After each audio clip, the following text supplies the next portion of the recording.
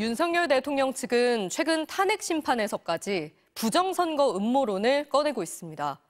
주한미군이 계엄 당시 선거관리위원회 연수원에서 중국인 간첩을 체포했다는 황당한 내용을 윤 대통령 변호인이 언급한 건데요. 이 내용은 우리 선관위는 물론 주한미군까지 나서서 전혀 사실이 아니라고 반박했습니다. 그런데도 극우 유튜버들은 아랑곳 않고 가짜뉴스를 퍼뜨리고 있는데요. 신수아 기자가 보도합니다. 인터넷 매체 스카이데일리는 지난 16일 미군 정보소식통을 인용한 단독 보도라며 비상계엄령이 내려진 작년 12월 3일 계엄군과 미군이 선거연수원을 급습해 중국 국적자 99명을 확보했고 이들 중국 간첩들을 오키나와 미군 기지로 압송했다고 보도했습니다.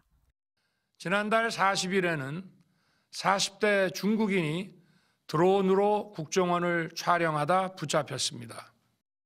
선관위, 중국, 간첩, 핵심 단어들이 윤석열 대통령의 비상계엄 담화와 겹치는 이 기사 내용은 윤 대통령 변호인의 입을 통해 헌법재판소 재판정에서도 울려 퍼졌습니다.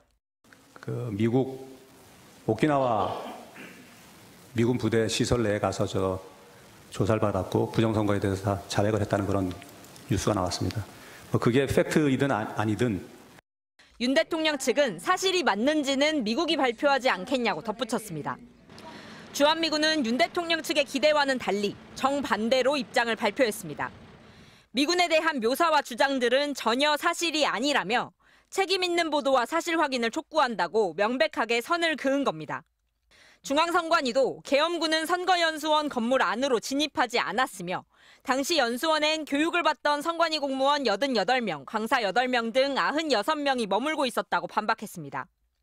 계엄군이 선거연수원을 찾았다는 사실에 인종적 편견과 음모론을 더해 만든 전형적인 가짜뉴스인 겁니다. 선관위는 가짜뉴스를 보도한 스카이데일리와 해당 기자를 경찰에 형사 고발했습니다. 더 큰 문제는 극우 유튜버들이 이런 가짜뉴스를 무차별적으로 퍼뜨린다는 데 있습니다. 미국 정부가 우리 기사를 못 봤을까요? 사실이 아니라면 아니라고 부인했겠죠. 99명 처리 문제를 놓고 윤석열 대통령의 사건이 대반전을 이루지 않을까. 선관위는 가짜뉴스를 유포하는 유튜버들에 대한 법적 조치까지 검토했지만 방송이 워낙 많아 감당이 안 되는 상황이라고 토로했습니다. MBC 뉴스 신수아입니다.